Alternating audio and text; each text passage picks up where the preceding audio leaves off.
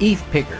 Today's guest is the founder of Small Change, a crowdfunding portal for socially responsible real estate.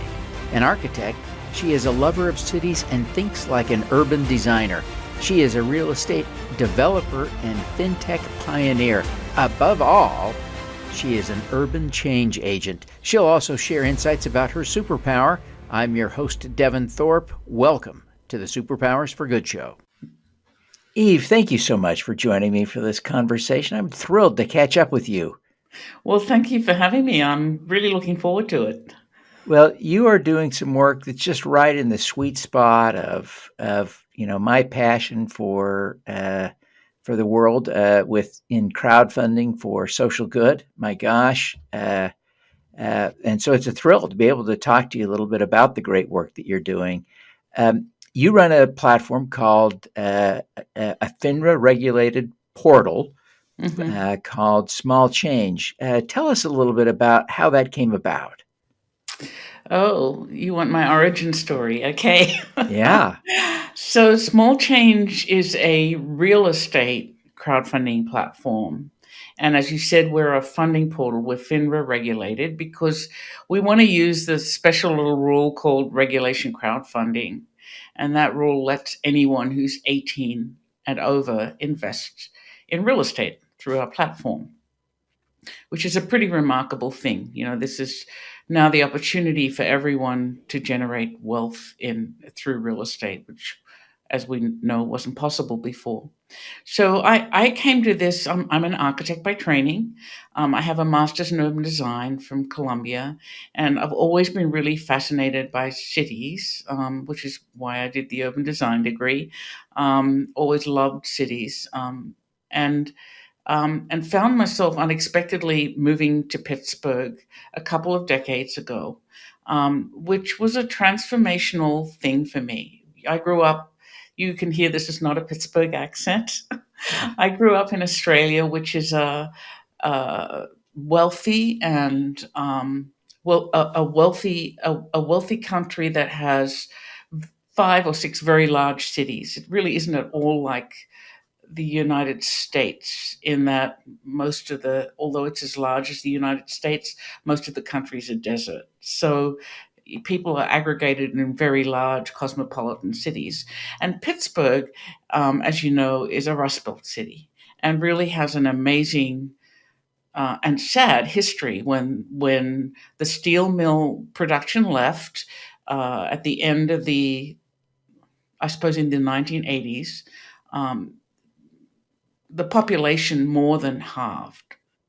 So that was a pretty dramatic thing. Just like Detroit and the car industry, that's the impact that the steel industry had on Pittsburgh. And so I found myself in this really interesting place, which, there was a lot of wealth here through the steel barons. So downtown Pittsburgh is one of the most beautiful little downtowns you've ever seen, really stunning, gorgeous architecture.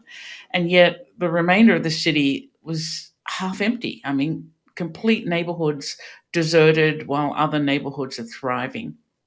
And so I actually moved into a neighborhood that was right next to one of the wealthiest neighborhoods in Pittsburgh. And on the other side of it was one of the poorest and most racially divided. And I became involved in founding a community development corporation and started doing real estate development in the nonprofit realm as a volunteer, and just fell in love with it. For me, it was like coming home, like to be able to take something that was nothing and turn it, through financing and architecture and everything, into something that's valuable in the neighborhood was just a really fabulous journey for me. So I quit architecture actually, and I became a developer. It's kind of like going to the dark side, and started doing these projects that everyone told me I couldn't do. I think developers are a really big word, and there are developers who come from all sorts of walks of life. Some have been in finance, some have been in law. But I really was interested in doing development that would make a difference, make some impact somehow. And I wanted to stay in the city. I wasn't interested in green fields. I just wanted to make a difference. And here was this place that was almost like a tabula rasa for me, lots of vacant buildings and lots of places to experiment. So I built a small portfolio of a period of maybe 10, 15 years. That portfolio included projects that were really groundbreaking. I was the first loft developer in downtown Pittsburgh. Literally had a banker say to me, "Oh, honey, no one's going to live downtown." I have two, I have two women bankers to thank for my portfolio. I think without them, I would not have had a chance. I was the only female developer in Pittsburgh for many years, which is kind of a shocking thing to say out loud. If you can Yeah. imagine that. This is a very white male monoculture industry, and still is. And I kept tackling these projects because for me it was fun and I liked the challenge in places where no one wanted to go. I actually purposely picked neighborhoods that no other developers were working in. And I'm a patient person, so unlike some people who want instant return, I sort of intuitively knew that these projects would be a long-term hold.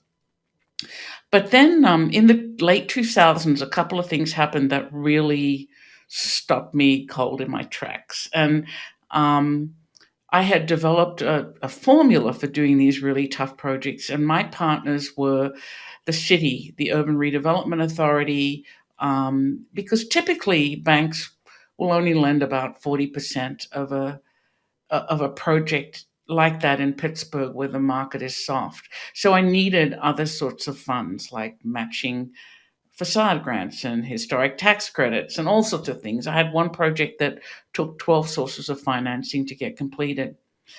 Sometimes my husband was strong-armed into investing, or my architect, or my contractor. And then in the 2000s, three things happened that were really, really shifted things. One was that the bank consolidation. So maybe 15, 20 years ago, we had over 15,000 banks in this country, and now there are less than 5,000. So that really felt like community banking had died. And the banks that were interested in supporting these sorts of projects just were gradually disappearing. The second Yeah. thing is that the Bush administration cut back on CBDG funds, community, um, did I say that right? Community block Yeah. development Community grants. development block grants. Right. And those funds were the funds that flowed through to our Urban Redevelopment Authority and were repurposed as second deferred mortgages and matching facade grants and all those extra funding streams that are necessary for projects in um, in underserved and underinvested places. That funding dried up, and I found myself going to the Urban Redevelopment Authority, and they were saying things like, "We have 10% of the funding we used to have. We don't, and we so many people are asking us for funds. We don't know what to invest in." And then, of course, the bank meltdown, and all of a sudden, all of that in hand with increased equity requirements made it pretty well impossible for me to get anything done. And I'm not the only developer like this. This is what it looked like for a while. Since then, I think new market tax credits have emerged and other funding sources, but it was a real shift. And I decided I needed to undo my business. I made sure everyone had a job. I made sure my portfolio was stabilized, and I put it in the hands of a property manager. And I started thinking about, well, what can I do with these skills I have? When someone came along and talked to me about the Jobs Act, um, and started, and it was actually a builder, and he had this idea that this might be a way to raise money for projects. And I started thinking about it and decided to build small change. So the other thing I learned in Pittsburgh is through community development. I think Pittsburgh might be the birthplace of community development. Is that my neighbors would band together to buy houses to keep them out of the hands of slumlords before crowdfunding was a thing, right? So people have this palpable need to fix and help and support the places they live in. And so when I heard about regulation crowdfunding, I thought, whoa, maybe I wouldn't have had to shut down my business if my neighbors could have been my investors. And that's really what small change is built around, this idea that there are plenty of places that need investment. There are plenty of investors who want to invest in the places they love, who need the opportunity to build wealth and haven't had it. And there are lots and lots of developers like myself, whether they're women or minorities, who just don't have an opportunity um, to really build an investor pool that is that's the same as the big guy investor pool, right? Yeah. So that's really where it comes from. Yeah, that's a great history, and I appreciate you sharing that. You know, the it demonstrates an authenticity of purpose and a deep experience base on which to build small change. So, thank you for sharing that. Tell us a little bit about some of the deals you've been able to fund on small change since you launched, and some of the, if you dare, tell us about some of the offerings that are currently raising. Oh, well, I can't really tell you anything much about the offerings that we're currently raising. But right now, we're actually raising funds for two businesses, which is kind of a first for us. They're both real estate businesses. So that's interesting. One is in Detroit, one is in DC, and one is a construction based business, and the other is really and that's owned by a minority developer, and the other is a real estate development company that's owned by two women. But generally, up until now, we've raised funds for buildings, and they have been, and I suppose the consistent thing for us is that we built our own proprietary change index. When we started doing this, we looked for an ESG index that would serve us well, and we really couldn't find one. So one of the things I love about this regulation crowdfunding is that we have to present everything in plain English, because there are unsophisticated investors, I don't want to call them unsophisticated, but investors who have not invested like this before, that we need to speak plainly to. And I couldn't really find an index that served us well. So using my urban design background and also my experience as a developer, we developed our own change index. And that index really looks at everyday things that everyone understands, like is your project walkable? Are you close to the shops? Like, is it close to a park? Could you live there without a car? That means that you're helping the environment. Can you walk to a grocery store, or is it a food desert? Is there a third place nearby? What's the walk score? What's the bike score? Where's the closest transit system? Does it have green elements? Does it have even more green elements, maybe like wind generation?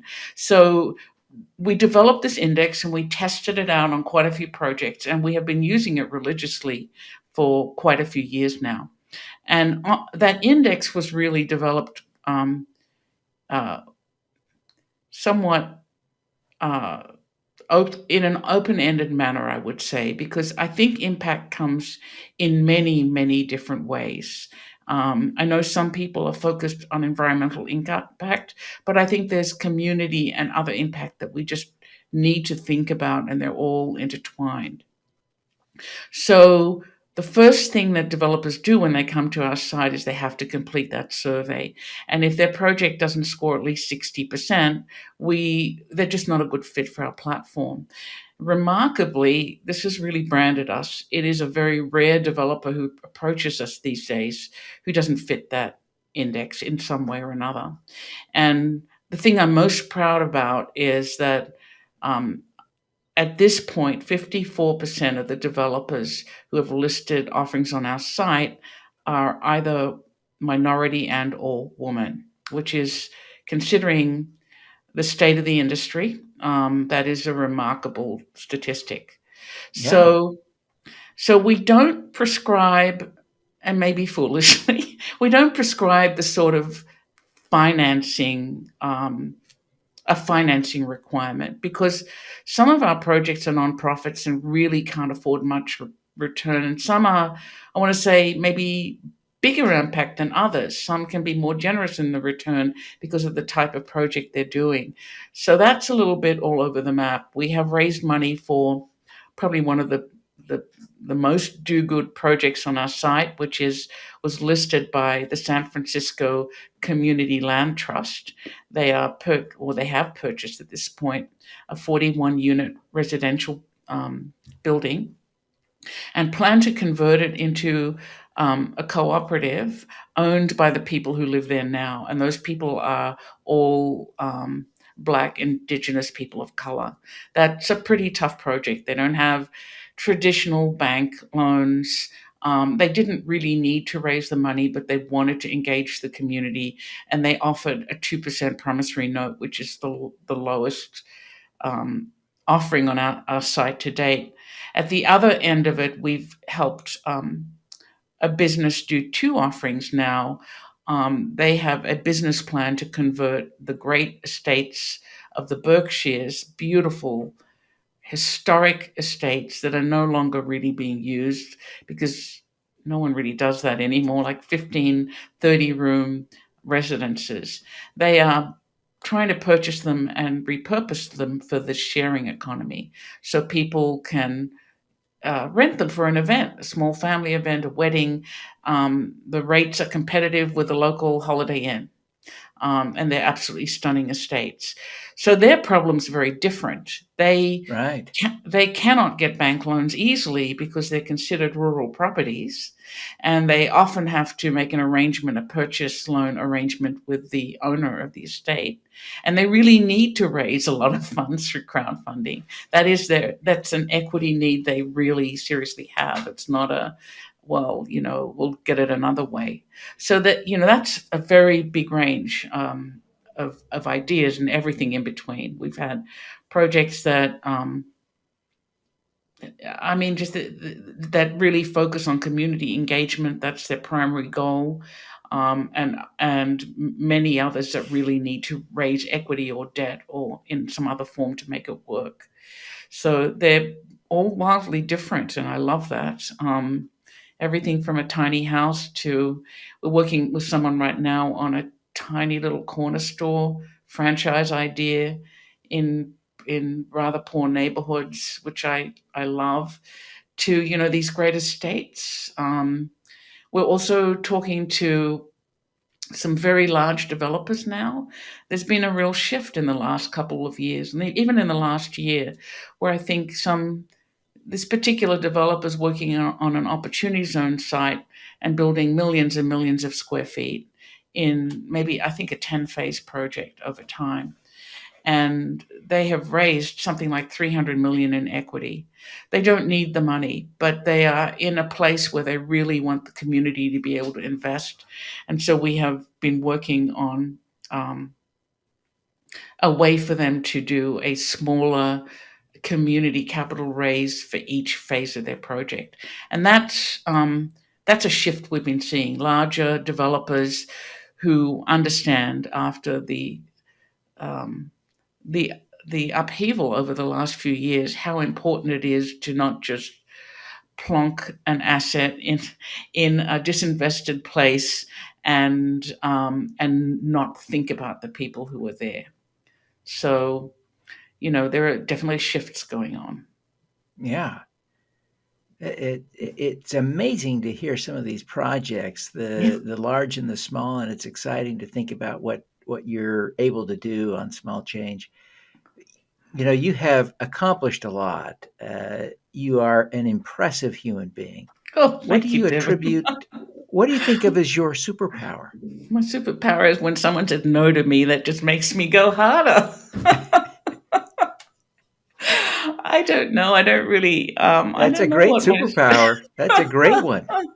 Seriously, that's I have incredible stick to itness, I suppose. I'm actually a very loyal person, and not just to people but to ideas. I don't get I work and I have a capacity to work very hard, which may or may not be good for me, but I like work, and I like what I do. So I think um, I think my superpower is endurance, I suppose. Yeah. Well, Because this is really hard. It is actually much harder than I thought it would be. And when I started down this path, I honestly didn't even know what a security was. So I had to educate myself. And then I had to read the 650 pages of regulation crowdfunding when they came out. I'd never seen anything like it in my life. But for me, it was a, a challenge. Like, I love problem solving, and I could see that I needed to work through this regulation and figure out, well, in the end, what does this look like in a technology platform? And by the way, I had never built a technology platform before, so for me, it's like just there's honestly, I think it's because I'm trained as an architect. This is what architects are trained to do. They look at a blank site or a blank building, and they have to really problem solve what it can become that is financially viable. And so for me, that wasn't really much of a different exercise. It was just a different set of tools. I think the key to this is taming the regulations, sort of giving into them, because I think they're important. They protect investors, and I take that really seriously. That's what keeps me up at night.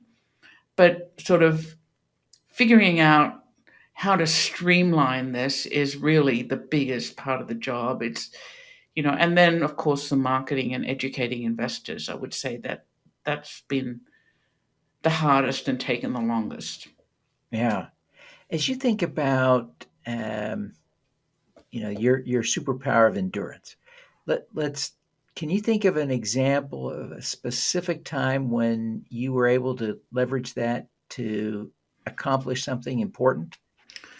Oh, my whole life. So the loft that I built downtown, I mean, this is not rocket science, but Pittsburgh, you know, is sometimes described as East Coast and sometimes as Midwest. But I would say that from a financing point of view, it's much more Midwest and more conservative. So I thought naively, this is not a big deal. It's a small building. I'm going to build 8 lofts, and I'll be able to sell them, and it'll be easy. That probably took me 2 or 3 years longer than I thought to finance, and was extremely challenging.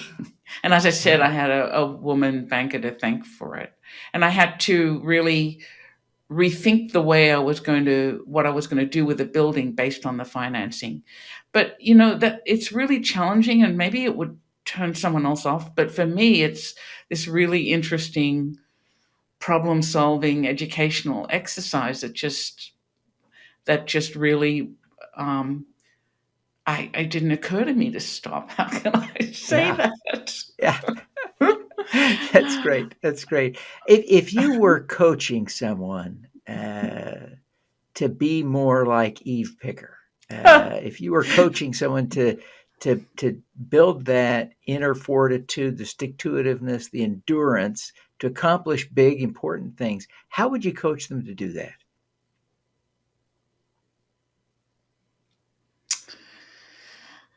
Oh, I don't know. I think probably I think learning how to chunk things and move and progress forward. Again, I go back to my architecture training, where you start really literally with nothing, and there's a process that architects are trained to do, like to think. Let's just say you have a blank site. You think big. What's your vision for it, and why? What information can you gather around the edges of it that makes sense? How does it fit in? That's kind of the first step. Once you are absolutely convinced of your vision, then you can start figuring out how to implement it. It's this iterative process, like big vision over and over again. And then the next step is a little more detail, redraft, redraft, redraft. And it's a very iterative process. I really do think that architecture training is unique. I suspect engineers are trained the same way, but they don't have the creative piece, right? But it's very unique in that we're makers, right? We are trained to make some very big things out of nothing. Like someone else might make a painting with a canvas and some paint colors and some brushes, but we make these really big things. So, and those things, and as we move along, it goes from vision, to a sketch idea. I'm going to have 8 lofts here, and this iterative process, talking to financing people and saying, okay, well, I can't have 8 lofts, I have to have 6 because whatever. And eventually it becomes cemented, and then you add in the layers of technical detail. So I think that's why I'm not daunted by this, because I really understand that process. And I think that that's a key process for anyone wanting to build something big. And you Yeah. have to understand it's never fixed, it's always changing. You have to be flexible enough for things to iterate and change. And that flexibility is part of the soup, right? Right, right. Well, Eve, thank you so much for taking the time to be with me for this conversation. We're so grateful. Before we wrap up, would you take a minute and tell people how they can learn more about small change? Be sure to mention your podcast and how people Yeah, yeah, can yeah. connect with you on your podcast. And then if you're open to it, tell people how they can connect with you, whether that's social media or if you want to share a phone or an email, whatever. Let people know how Sure. to connect. Sure. So my platform is smallchange.co, not .com, but .co. Um, and it's very easy to learn how to invest on the platform. We're trying to improve the educational materials all the time, but you'll see on the homepage there are open offerings, and you can click into any one of them and get a very detailed description about the offering. And at the bottom of the page, you can ask the developer direct questions if there's anything confusing. We're actually in the process of rebuilding our learn pages uh, to provide more information to investors as well. So that's the platform, and we're unrolling new offerings all the time. So I hope you join us. We also have what we call our media voice, Rethink Real Estate for Good.co. It's a platform where we post blog posts, uh, events that you can attend, and other materials, along with a podcast that I publish every week where I interview people in the real estate industry. It's a pretty broad group of people, anyone in finance or prop tech or apps or real estate development or buildings or CDFIs. It's really whatever fascinates me. I'm really looking for disruptors in the real estate world to change things from this very staid industry that it's been to one that's open and embraces everyone. So you can reach me at eve@smallchange.co, or you'll find info emails on both sites. And if you think you're a great podcast guest, there's even a form you can fill out on rethinkrealestateforgood.co, and we'll get back to you. Fantastic. Well, Eve, we really appreciate you coming. I want to thank you too for agreeing to speak at Super Crowd 22. We're thrilled that you're on our program. We're looking forward to that event and excited about what that means for the crowdfunding for good industry as a space. And we're thrilled that you'll be participating in that event. It's going to be great. Oh, Um, yeah, I can't wait. It sounds fabulous. Yeah, thank you. Thank you for so much. We wish you every success in your efforts to change the world and do good through crowdfunding. We're excited and want to see you succeed fabulously. Thank you. All righty, let's do some good. Yes. Thank you for tuning in to the Superpowers for Good show. Twice each week, we host changemakers who share their impact, insights, and superpowers. Don't miss another episode. Subscribe today at superpowersforgood.com. That's superpowers, good.com. Be super empowered. Get your copy of the book, Superpowers for Good, as an ebook, audiobook, paperback, or hardcover edition via your favorite online retailer. Interested in having me speak to your company, organization, or association? Visit devonthorpe.com. Then let's talk. Now, keep using your superpowers for good. Together, we can reverse climate change, improve global health, and eradicate poverty.